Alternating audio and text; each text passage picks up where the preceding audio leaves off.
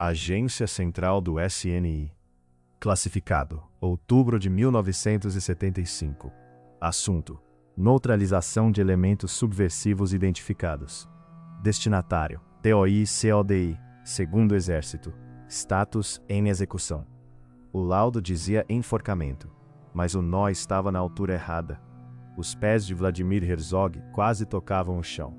E nenhum banquinho havia no corredor da cela do DOI-CODI naquela manhã de outubro de 1975. O que os laudos não diziam, o que o regime não queria que ninguém soubesse, é que Herzog não foi o primeiro, era o sétimo. O que você está prestes a conhecer não é a história de uma morte, é a história de uma lista. Um plano coordenado, documentado, executado por um aparato estatal que havia decidido, em algum momento entre agosto e outubro de 1975, eliminar toda a cúpula de um partido político que havia abandonado as armas. Não era uma reação, era uma operação. Os documentos estão no Arquivo Nacional, a condenação judicial está nos autos do STJ, encerrado em 2018. E a cadeia de comando, quem assinou, quem executou, quem encobriu, está registrada no relatório final da Comissão Nacional da Verdade, volume 1, capítulo 3.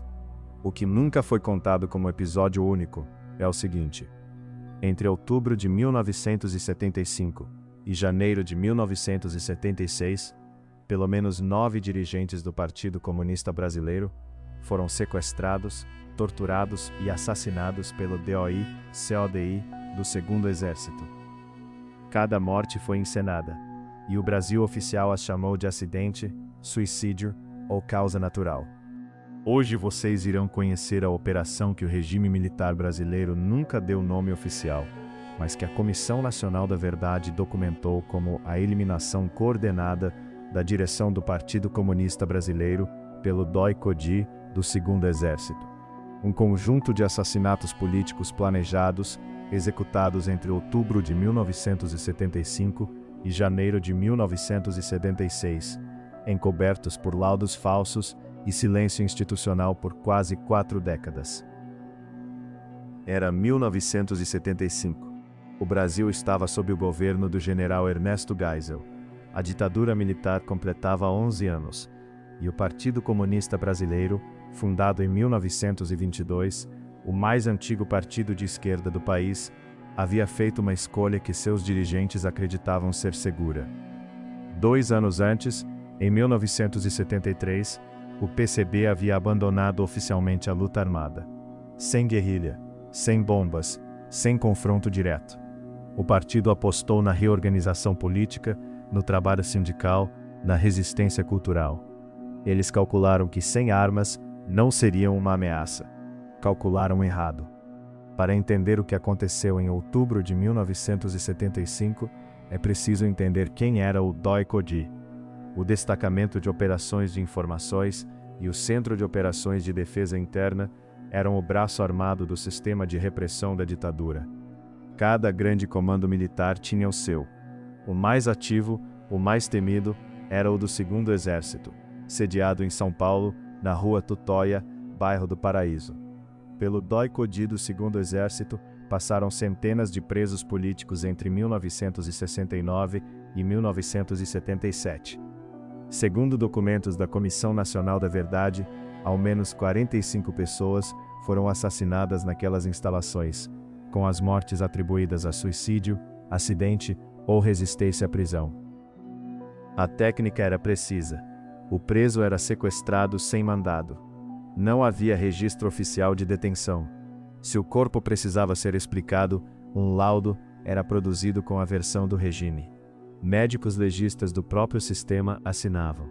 Em 1975, o comando do Segundo Exército estava nas mãos do general Edinardo Dávila Mello. E foi durante sua gestão que foi tomada a decisão, documentada, confirmada por depoimentos à Comissão Nacional da Verdade, de identificar e eliminar sistematicamente os dirigentes do PCB em São Paulo e no Rio de Janeiro.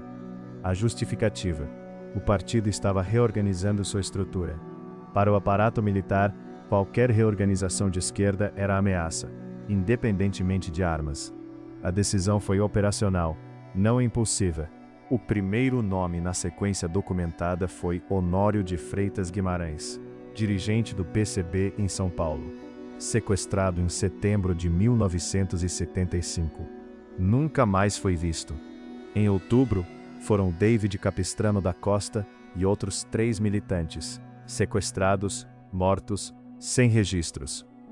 No dia 25 de outubro de 1975, Vladimir Herzog chegou voluntariamente ao DOI-CODI para prestar depoimento. Voluntariamente, porque acreditava que, não sendo um combatente, não seria tratado como inimigo. Herzog era jornalista, diretor de jornalismo da TV Cultura, professor de comunicação, membro do PCB, sim, mas um militante de cultura, não de guerrilha.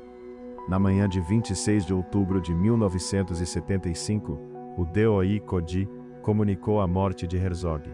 O laudo oficial: suicídio por enforcamento, com um cinto, preso na grade da cela. A fotografia divulgada pelo regime mostrava o corpo, mas a fotografia criou um problema que o regime não antecipou. Médicos legistas independentes notaram: a altura do suposto ponto de enforcamento tornava fisicamente impossível a morte por sufocamento da forma descrita. Os pés de Herzog quase tocavam o chão. O cinto estava frouxo. Não havia marcas nos pulsos consistentes com uma luta antes da morte. A fotografia, divulgada para encerrar o caso, tornou-se a primeira evidência contra o laudo. A reação foi diferente de tudo que o regime havia calculado. No dia 31 de outubro de 1975, 8.000 pessoas foram à Catedral da Sé em São Paulo para o culto ecumênico em memória de Herzog. Foi, até aquele momento, a maior manifestação pública contra o regime militar desde o golpe de 1964. O regime havia escolhido mal sua vítima. Herzog era jornalista, tinha colegas, tinha uma redação, tinha uma comunidade judaica que não ficou em silêncio. Mas a operação não parou. Em janeiro de 1976, Manuel Fiel Filho, operário metalúrgico, também membro do PCB, foi preso pelo DOI-CODI do 2º Exército. No dia seguinte, o DOI-CODI comunicou sua morte. Novamente, suicídio por enforcamento. A estrutura da morte era idêntica à de Herzog. Desta vez, o general Geisel não pôde ignorar. O que os documentos revelam, os que sobreviveram, é que a decisão de eliminar a cúpula do PCB não foi uma ação isolada de agentes fora de controle. Havia coordenação. O relatório final da Comissão Nacional da Verdade, publicado em dezembro de 2014, documentou que o DOI-CODI do 2º Exército operava com ciência e suporte da cadeia de comando. Os pedidos de informação, os relatórios de neutralização, circulavam dentro do sistema de inteligência militar.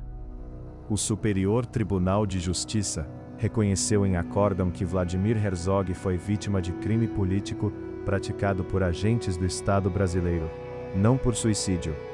Foi a primeira vez que um tribunal brasileiro reconheceu juridicamente a falsidade de um laudo da ditadura sobre a morte de um preso político. Mas o reconhecimento judicial viria 43 anos depois. Em 1976, o que veio foi a demissão. Geisel convocou o general Edinardo Dávila Melo. A conversa não foi gravada, ou os registros não estão disponíveis. O resultado foi documentado.